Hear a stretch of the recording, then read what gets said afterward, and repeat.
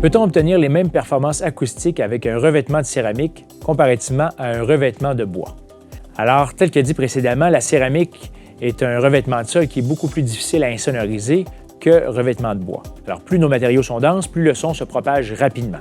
La céramique également offre des défis au niveau mécanique parce qu'on ne doit pas avoir une membrane qui est épaisse. On ne doit pas avoir de mouvement pour ne pas avoir de craquement dans nos joints de céramique, ne pas avoir de craquement dans notre céramique. Donc, lorsqu'on est en rénovation dans un bâtiment, soit qu'on veut changer notre revêtement de sol et puis aller vers un revêtement de céramique, il va être beaucoup plus difficile d'avoir le même rendement avec la céramique. Ça ne veut pas dire, par contre, qu'on ne peut pas avoir de bon rendement acoustique avec un revêtement de céramique.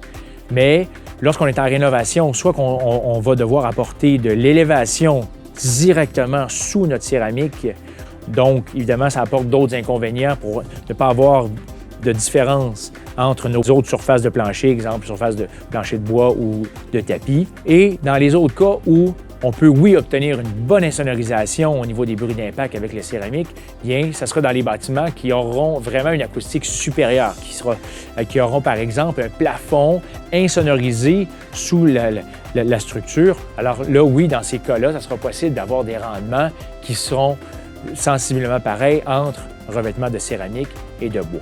Et à la base, dans la très grande majorité des cas, c'est très difficile d'obtenir des rendements similaires.